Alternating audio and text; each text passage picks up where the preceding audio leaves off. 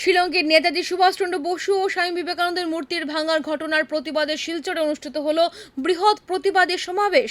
নেতাজি চর্চা সমিতি ও কেন্দ্রীয় নেতাজি জন্মদিবস উদযাপন কমিটির যৌথ উদ্যোগে শনিবার বিকেলে ক্ষুদিরাম বসুর পূর্ণাঙ্গ মূর্তির পাদদেশে এই সমাবেশের আয়োজন করা হয়। তো আদৌ কেন হচ্ছে এতদিন পরে?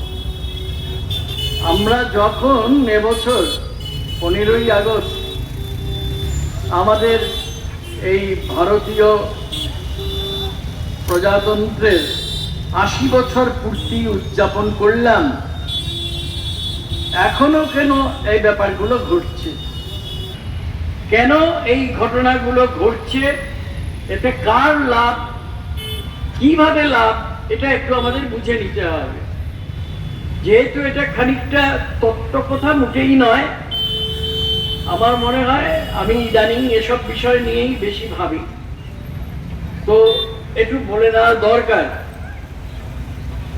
এর কারণ হচ্ছে গিয়ে, কেন আমাদের জাতীয় মুক্তি সংগ্রামের নায়করা তো শুধু নেতাজি সুভাষচন্দ্র বসুর মতো আজাদ হিন্দ ফৌজ গঠন করার জন্য নন, স্বামী বিবেকানন্দ আমাদের জাতীয় নায়ক, চিন্তানায়ক। তিনি এরকম চিন্তানায়ক কবিগুরু রবীন্দ্রনাথ ঠাকুরও, তাকেও লাঞ্ছিত করা মানে তার প্রতিমাকে লাঞ্ছিত করা মানে তার চিন্তাকে লাঞ্ছিত করা, সেটা ঘটেছে।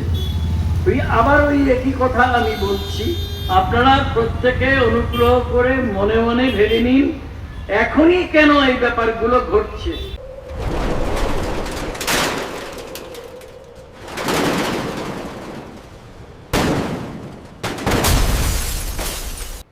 শুধু একটা ভুল স্ট্রাকচার আর ভেঙে পড়তে পারে আপনার পুরো সোলার সিস্টেম। মাত্র 10,000 টাকা বাঁচাতে গিয়ে 2 লক্ষ টাকার ক্ষতি করবেন না। সোলার প্যানেলের সঙ্গে দরকার মজবুত ও নিরাপদ স্ট্রাকচার, আর ভালো পারফরম্যান্সের জন্য নিয়মিত ক্লিনিংও জরুরি। সূর্যপর্ণা সলিউশনে পাচ্ছেন ফ্রি ইন্স্যুরেন্স, স্প্রিংকলিং সিস্টেমের সুবিধা ও ফায়ার এক্সটিংগুইশার। তাই আপনার সোলারের সুরক্ষায় ভরসা রাখুন সূর্যপর্ণা সলিউশন। সোলার হোক নিরাপদ, টেকসই ও নিশ্চিন্ত। আমাদের সঙ্গে যোগাযোগ করুন 8876087050 অথবা স্ক্রিনে দেওয়া নম্বরে। Surjoparna Solutions. Build Green. সমাবেশে বক্তারা 19 আগস্ট শিলংয়ে খাসি স্টুডেন্টস ইউনিয়নের আন্দোলনকে ঘিরে নেতাজি ও স্বামী বিবেকানন্দের মূর্তির ভাঙচুর এবং বাঙালি ও অখাসি সম্প্রদায়ের মানুষের উপর হামলার অভিযোগের তীব্র নিন্দা জানান। পাশাপাশি নেতাজি সুভাষচন্দ্র বসুকে নিয়ে অনন্ত মহারাজের কটূক্তিকর মন্তব্যেরও তীব্র প্রতিবাদ করেন তারা। বক্তাদের দাবি, নেতাজির মতো জাতীয় ব্যক্তিত্বকে হেয় করে শুধু একজন মহান স্বাধীনতা সংগ্রামের প্রতি অসম্মান নয়, বরং দেশের ঐতিহ্য ও জাতীয় সংহতির উপরও আঘাত করেছেন তারা। ঘটনার দ্রুত তদন্ত করে দোষীদের শনাক্ত ও শাস্তির পাশাপাশি ভবিষ্যতেও যাতে এ ধরনের ঘটনার পুনরাবৃত্তি না হয় সেই দাবিও জানান তারা। আপনি যাকে বলেছিলেন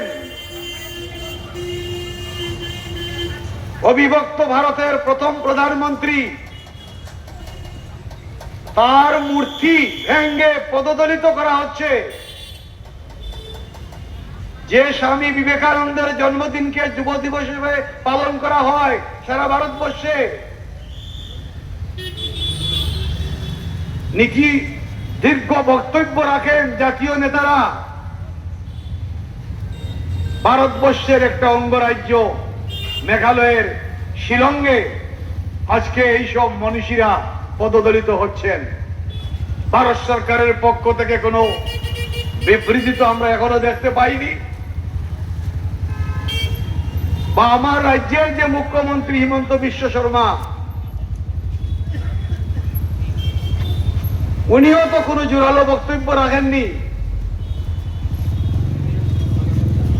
যে এই নিয়ে 4টি ঘটনা ঘটে গেল এই কয়েক বছরের মধ্যে, আর যে সময়টাতে এই ঘটনাগুলো ঘটছে আমরা সকলে জানি যে দেশে একটা রাষ্ট্রবাদী সর্বভারতীয় দলের সরকার।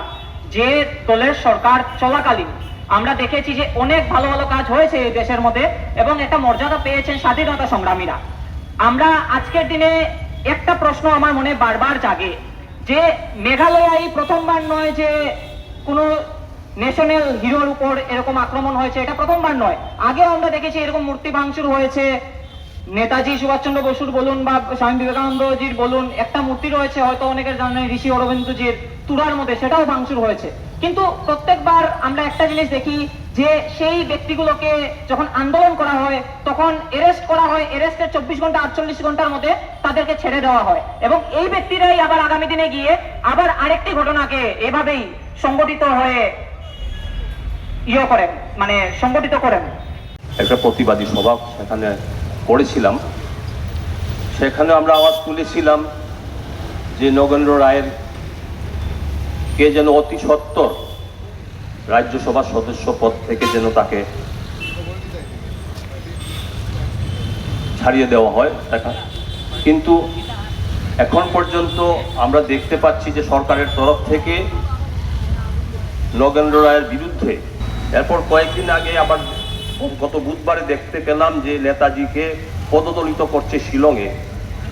সেদিন রাত্রিবেলা আমার ঘুম আসেনি। নেতাজির রক্ত আমাদের প্রতিটি মানুষের, ভারতবর্ষের প্রতিটি মানুষের হৃদয়ে আছে এবং নেতাজির রক্ত বয়ে চলেছে। বক্তারা সামাজিক ও সাংস্কৃতিক সহনশীলতা বজায় রেখে ঐক্য সম্প্রীতির পরিবেশ গড়ে তোলার আহ্বান জানান। বার্তালির প্রতিনিধি অজিত দাসের রিপোর্ট, বার্তালিপি ডিজিটাল।